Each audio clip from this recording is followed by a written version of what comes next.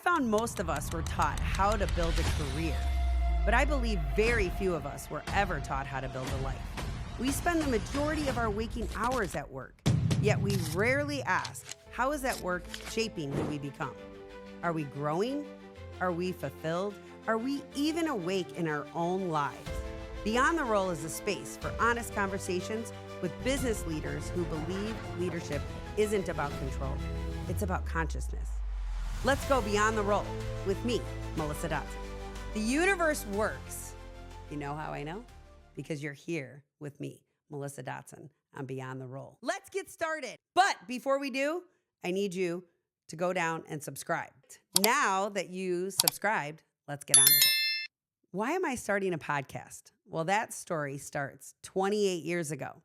I don't even know how it could possibly be 28 years ago since I'm not that old. It started working here at Rieke Interiors as a CFO. I had already gotten my CPA. I was working for an auditing firm.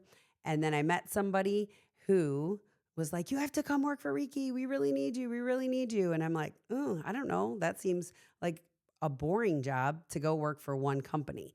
When I was an auditor and I worked for many, many, many companies, I got to learn so many things about how different companies run their organization.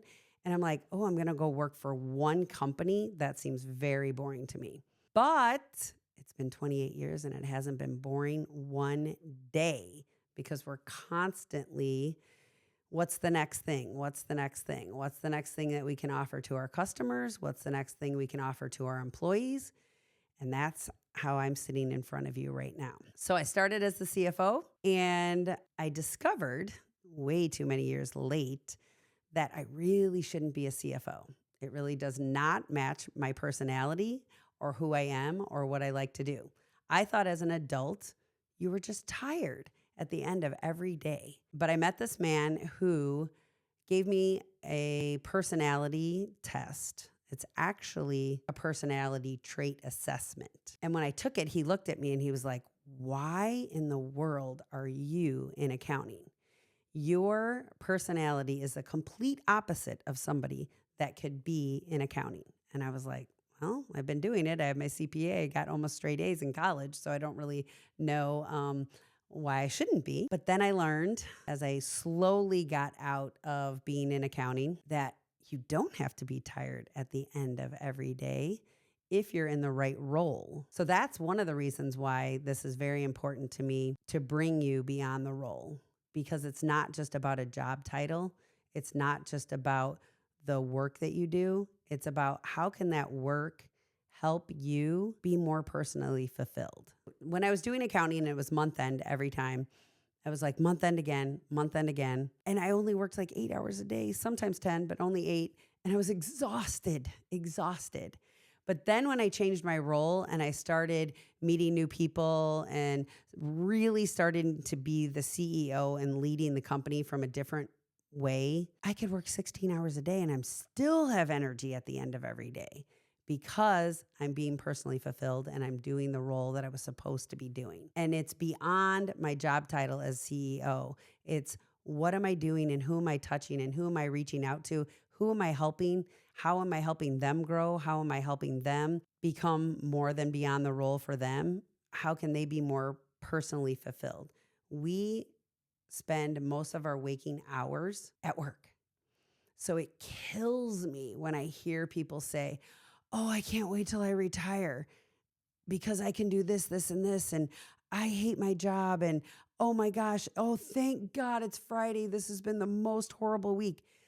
Oh, that is not how you should be living life. You shouldn't have a personal life and a work life. You should just have a life. That's so important. And your job should bring you personal fulfillment. Your job should help you be the best leader that you can be. Whether you're a boss or not, you're still a leader.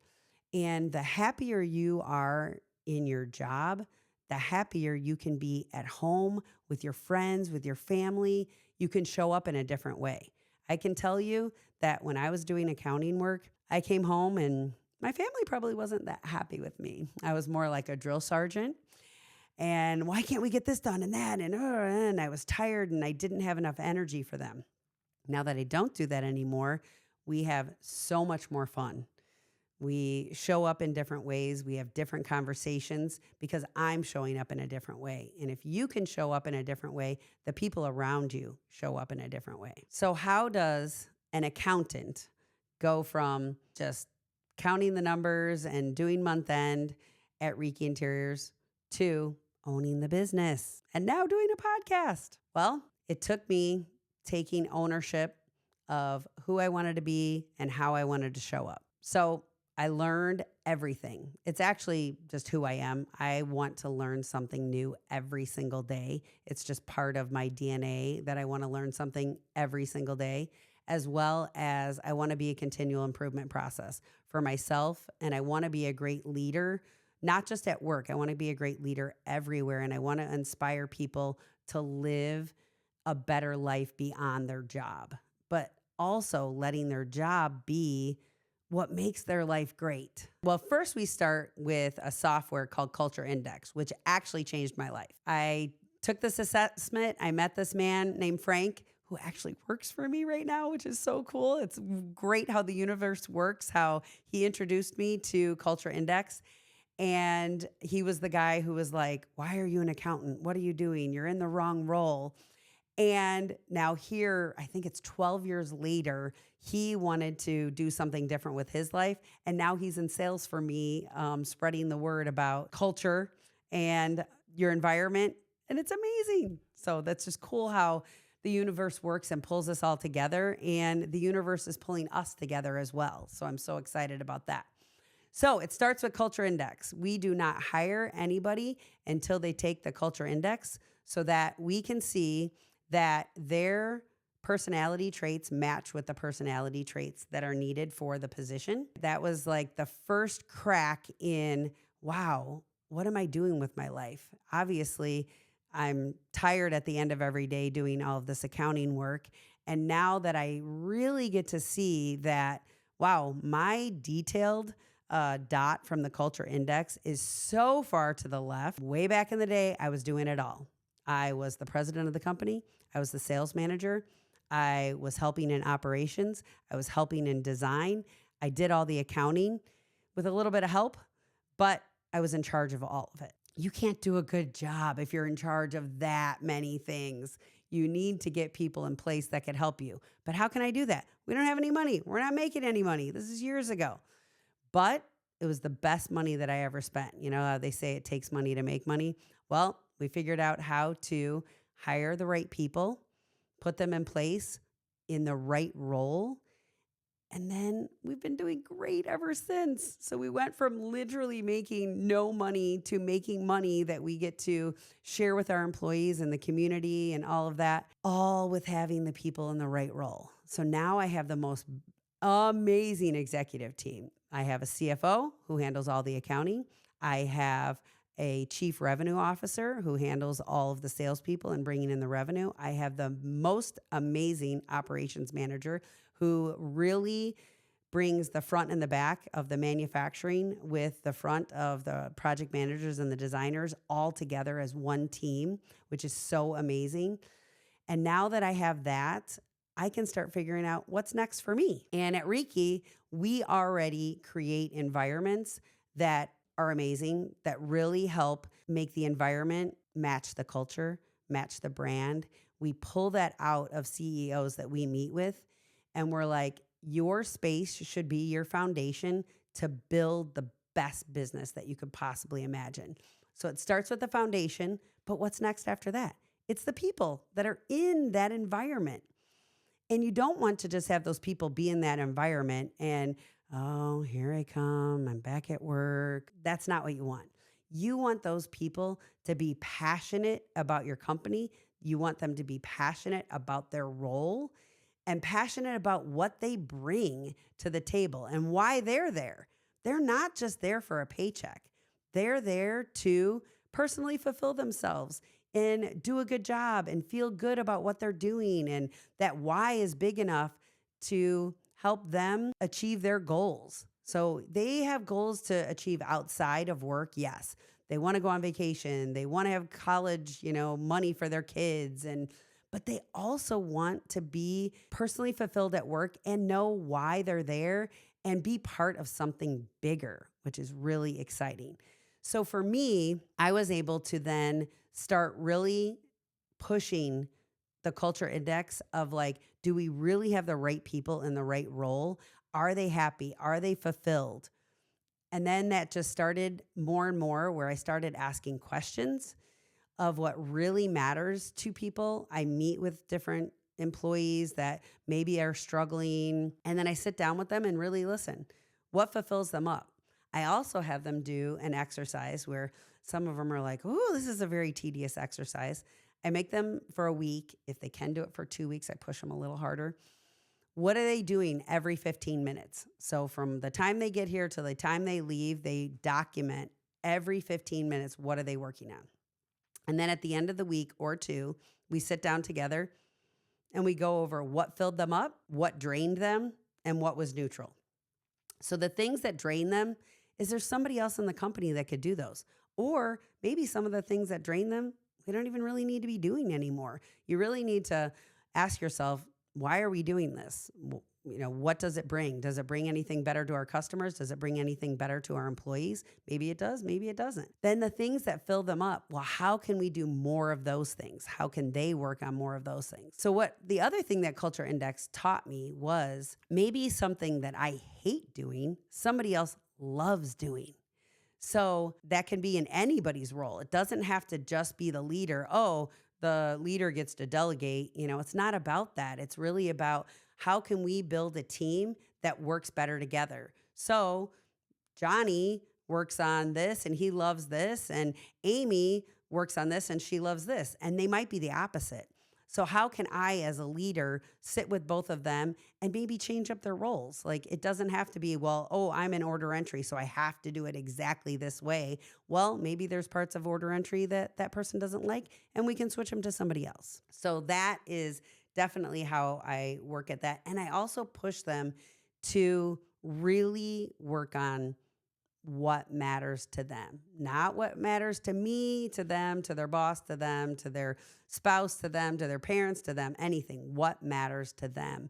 And that takes time, and it also takes thought. So I do allow people time to be able to think about what they want to do and how do they want to interact with our customers. What do they want to work on? How do we make that better? The other thing that I do pushing people is I teach a class, and it's a class that I created from a book called The 15 Commitments of Conscious Leadership. So I'm on my third round of employees. We have one more month left, and it's really exciting for me because it goes beyond just their role at work. It goes to their role at home and at work. And again, remember, my passion is not a role at home and a role at work. It's just a life. So I teach them about the 15 commitments, and I push them to think outside the box and be curious, take responsibility for their own life. Yes, I'm here offering them a space to be able to grow, but they really have to be the ones to make that happen. I can only push them a little bit. You can bring the horse to water, but you can't make them drink. I can offer all of these things. It's their responsibility to grab onto it if they want to and really live the life that they want to live. So now that I'm at the point where I'm not running the day-to-day part of the business, what's next for me? I did write a book called Elevate Your Greatness. And I did it because I talk a lot about all of the lessons that are in the book. And I'm always telling this person and this person and this person all about these lessons that I've learned over the last 20 years studying personal development. So I wanted one place for this all to come together to where they could learn all these different lessons that I've learned in one place. So I started with the book, and now I'm also a speaker. So I really want to speak to business owners about if they could just help their employees be more personally fulfilled, how great would that be? They're going to go home happier. Their employees are going to go home happier. And people are going to notice that. They're also going to do better at their job. If you have a happy employee, how are they going to answer the phone? Aren't they going to answer the phone a little nicer? The other thing that helps the whole situation is they're going to be happier. You're going to be happier. It's going to be a win-win. And happier employees, more fulfilled employees, they stay longer. They do better at their job. They perform better. They're more productive. And the bottom line shows that. So it's not just all about, oh, she's just talking about fluff, a personal development. There's actually real hard numbers that go with this. The more passionate people are, you hear that story sometimes about like, follow your passion, follow your dream, and the money will come. It really is true. Because if you're sad and depressed and mad or angry or not happy or in an environment that's not fulfilling, that's not inspiring, it's kind of hard to, become a beautiful flower in that scenario if you're not in a good environment. But if you are, it just helps everywhere. And then the money will come to everybody. There should be more money for everybody in this scenario. There's a part of the 15 commitments about hopefully the pie getting bigger. So if everybody's working together and you're like, oh, but I have to have this, slice of the pie and you have to have that slice of the pie can just get bigger and everybody's slice can get bigger if you all work together on making it a better place to be and better for your employees, better for your customers. So now that brings me to the podcast. I want to reach as many people as I possibly can. I was not thinking I was going to start a podcast, that is for sure. But the universe works and everything always works out for me. I met this man named John Morris. One of my salespeople introduced me to him and we hit it off immediately. And I was like, okay, what do you have to tell me? What's going on? What's new in the world and how does this whole thing work? So after meeting with him for an hour, he got me so excited about that I could get my passion and my story and all these things that I want to teach people out to more people. So here we are with the podcast. So I'm going to reach millions of people. And that excites me because I want to live in a world where everybody is passionate about what they do and everybody has more joy in their life. That's the world I want to live in. I want to live in a world where there's much more love, passion, excitement, because all of that is contagious. Energy is very, very contagious. So if you have negative energy, it's contagious. And if you have positive energy, it's contagious. I want to be around the people that are more positive. I believe that you can make that happen by staying in the conversation. That's what I call. If you can stay in the conversation with like-minded people, it just happens then because you're all building on top of each other. So I'm excited about something. John's excited about something. Mary's excited about something. Cindy's excited about something. And then we're all feeding off of each other's energy and we're all learning from each other. That's what super excites me, to be able to bring that to all of you. So with the podcast, I'm going to be interviewing amazing leaders, people that you know, people that you don't know, but we're going to learn from them. Again, back to one of my core values of continual learning, continual improvement process. It's what I want to do every day. So I want you to tune in to be able to hear and learn from all these wonderful, wonderful leaders. So that's what I'm super excited about. Back to my story. So the other thing I want you to learn about, hopefully learn from me, don't wait till you get sick. Don't wait till you get burnt out to learn some of these lessons. That's another reason why I want to be here with you, is that if I can help you not make some of the same mistakes that I made, that excites me because I just don't want you to have to go through a lot of the things that I had to go through. So back to talking about when I was running everything. I was the CFO, the sales manager, the president, helping in design, helping in manufacturing. Again, too much for one person to handle. I ended up getting cancer in 2013. And you would think at that point that would have taught me a lesson not to go back into my same old ways of pushing harder and not asking for help and not learning from other people. It didn't. 2.5 years of treatment. And I learned a little bit, but I kind of went just back to my same old ways of who I was and not learning my lessons and not necessarily really pushing myself to live in my genius, which I feel like I am doing now. Living in excellence is great. But a lot of people will not go to the genius because the excellence feels good. You know what you're doing.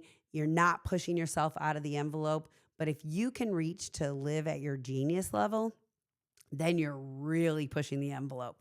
But that takes going out on a tightrope of leaving that excellent that feels good behind and really going for your genius. And that's what I'm doing here. I'm really putting myself out there, writing a book, speaking in front of this podcast, speaking in front of hundreds of people at different speaking events, because I'm so passionate about you learning from me. So here I am with cancer. Over that, a year and a half after my 2.5 years of treatment, I'm back in my same old ways, pushing myself, not taking care of myself, and not doing what I'm truly passionate about. So the universe hit me again. In 2021, I lost my immune system. Didn't know that at the time. Went 4 years of being super sick, missing a lot of work, missing a lot of time with my family and friends, not knowing if I was ever going to get better again. It took 4 years, 10 doctors to figure out that I lost my immune system. I can say right now, yay, it's not even a year yet, because now we're in year 5 of me being sick, that I'm on the right medication, that they finally figured out how to get part of my immune system back so that I can be here in front of you and I can stop missing work and I can have more fun with my friends and family. Do I still have challenges? Yes. Will I have challenges for the rest of my life? Will my immune system come back 100%? No, unfortunately, but that's okay, because I'm not going to let that stop me from being here and living the best life I can live. And that's what I'm wanting for you as well. Get off that hamster wheel, get out of that robot mode of just going to the office, going home, going to my job, going home. And then even when you're at home, then numbing yourself out in front of the television all the time. You know, the amount of time people say, I don't have enough time. I don't have enough time. Well, if I were to follow you around for a week, I bet you I could find 3 or 4 or 5 hours. If you could maybe stop watching some of that television, maybe get off of Facebook and some of that scrolling, even though I'm going to tell you to stop and listen to mine, because I want you to listen to mine, because I want you to learn and I want you to get off that hamster wheel, and I want you to take that time to really figure out what matters to you and live that elevated life and find your purpose and be personally fulfilled. Because the more you can do that, the more you can help and inspire other people. And then it will be like what I like to say, a dandelion puffball that you blow, and then all the seeds go everywhere, because you never know what your positive energy, how that lands on somebody else, and how they then have that positive energy to go help their child do something, or help the next person, or help their neighbor. And this just keeps spreading and spreading and spreading and spreading. And then we're in front of millions and millions and millions of people helping them. It's been fun along the way to learn a little bit when I hear somebody tell me years later, hey, I had you in my head when I made this decision. That I've had people tell me, and I'm like, oh my God, yay. Or when I have other people, some of my employees will come up to me and they'll be, you'll be so proud of me. I said no to this thing that I knew I shouldn't be working on, and that I should be working on something else. Or I said no to this or that. And because you do have to say no. There is not enough time in the world to do everything, but there is enough time in the world to do the things that are important to you. And that's what really matters. So stop saying yes to those things that don't really matter to you, and start saying yes to the things that matter to you, because you don't have to be everything to everybody. That's the other thing that I've learned over this time frame, is giving from abundance. Giving from abundance lands on the other people better and also helps you. I know that we're taught to give, and not be selfish. And, sometimes the things that I'm going to talk about are going to sound selfish, but it really matters that you fill yourself up first. I know that if you fill yourself up first, that is the thing that is going to help other people, because first of all, it's not going to burn you out. Second of all, you're going to give from a place that you're not running out of. If you think about it like a checkbook, you can't just keep writing checks.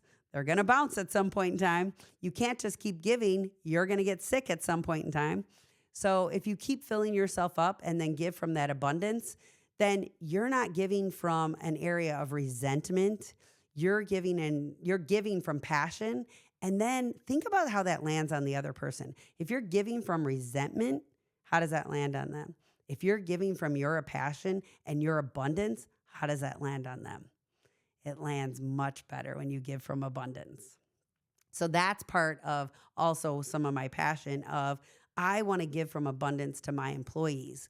And I want them to give from abundance to our customers and to our vendors and to their family. Again, it's not about work and life. It's just life. So I was all over the board with my story here. So to wrap this up, if you want to be on this podcast, or if you know somebody that should be on this podcast, please put something in the comments. If you were inspired by this and you want to inspire somebody else, share this with them. Don't forget to subscribe. I know I asked you to subscribe before, but I'm just making sure that you're getting it done. So, because you're not going to want to miss the next episode, because I have Kathy Russell, the CEO of the North Central Illinois Boys and Girls Club, and she is a powerhouse. She is one of my great friends, and we will be talking about how to bring your culture, how to lead, how to build your team, how to make your space be the place that people want to show up at. You have been Beyond the Role with Melissa Dotson.